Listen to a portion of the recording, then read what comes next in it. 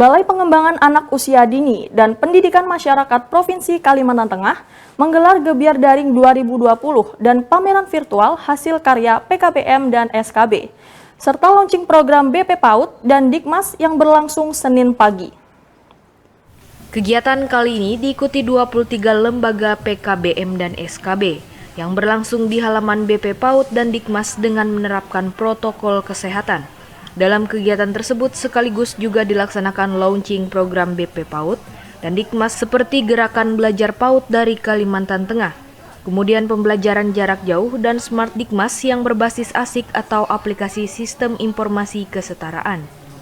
Santoso, Kepala Balai Pengembangan Anak Usia Dini dan Pendidikan Masyarakat Provinsi Kalimantan Tengah, mengatakan tujuan pelaksanaan kegiatan ini yakni untuk memperkuat sinergitas pengelola dan lembaga masyarakat dengan BP PAUD dan Dikmas, kemudian sebagai wadah atau tempat diskusi program, serta adanya koordinasi dan sinkronisasi program dengan mitra BP PAUD dan Dikmas.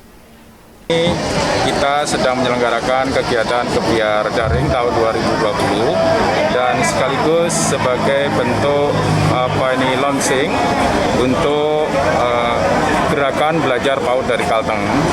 Launching ini ditujukan untuk masyarakat khususnya di Kalimantan Tengah dan sekaligus untuk masyarakat Indonesia bahwa dari Kalteng bisa belajar PAUD. Ya, gerakan belajar PAUD dari Kalteng itu adanya belajar dari PAUD dengan bisa menghadirkan berbagai narasumber baik dari Kalteng itu sendiri atau dari luar Kalteng, sehingga gerakan belajar dari PAUD dari Kalteng ini bagian motivasi terbesar untuk peserta, untuk pendidik dan tenaga kependidikan PAUD Kalteng agar semangat di dalam memberikan pelayanan pendidikan PAUD di tengah COVID-19 ini. Salah satu narasumber Ishak Maulana, yang juga koordinator program studi S2 dan S3 pendidikan luar sekolah Universitas Negeri Malang, mengatakan era baru seperti saat ini merupakan era teknologi informasi yang berkembang luar biasa, sehingga harus diikuti oleh semua pihak termasuk BP PAUD dan Dikmas Provinsi Kalimantan Tengah. Wujud nyata bahwa pendidikan informal itu menjadi penentu untuk kelangsungan bangsa. Pendidikan informal itu ibaratnya adalah pendidikan yang menentukan hidup dan matinya manusia. Jadi tidak ada manusia satupun yang bisa hidup apabila tidak mendapatkan layanan pendidikan informal. Bedanya dengan pendidikan non formal. Pendidikan informal itu menyempurnakan. Jadi untuk hidup manusia membutuhkan pendidikan informal, tapi untuk berdaya manusia membutuhkan pendidikan non formal. Dan untuk hebat barulah memerlukan pendidikan formal. Jadi kalau orang ingin hebat, ikutlah pendidikan formal.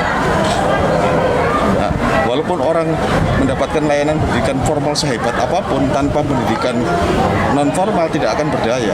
Dan bahkan kalau tidak mendapatkan layanan pendidikan informal, manusia itu mati. Gitu loh posisinya itu seperti itu. Pendidikan informal dan non formal itu nggak bisa dikesampingkan. Tidak bakalan ada orang yang bisa hidup tanpa pendidikan informal. Terima kasih, Pak. Kegiatan ini merupakan wujud nyata untuk keberlangsungan bangsa Indonesia dalam bidang pendidikan. Sementara itu, salah satu peserta, Yohana Anggreani, mengapresiasi kegiatan tersebut. Dia menilai pembelajaran tanpa tatap muka langsung menjadikan dirinya untuk terus berkembang khususnya bagi tenaga pengajar dalam dunia teknologi. Apa sih yang dirasakan Mbak era baru sendiri di dunia PKBM, terutama di era pandemi? Kalau di era pandemi ini kita jadi belajar banyak hal ya, misalnya kita bagaimana memberikan materi pembelajaran kegiatan tanpa tatap muka langsung. Jadi kita belajar untuk mengembangkan diri, terutama saya sebagai tutor di Homeschool Palangkaraya, kami jadi lebih belajar bagaimana mempersiapkan anak-anak atau murid kami untuk bisa belajar tidak hanya secara bertatap muka tapi secara online. Jadi benar-benar mengalami yang namanya pengembangan diri secara teknologi juga. Dari Palangkaraya, tim Dayak TV mengabarkan.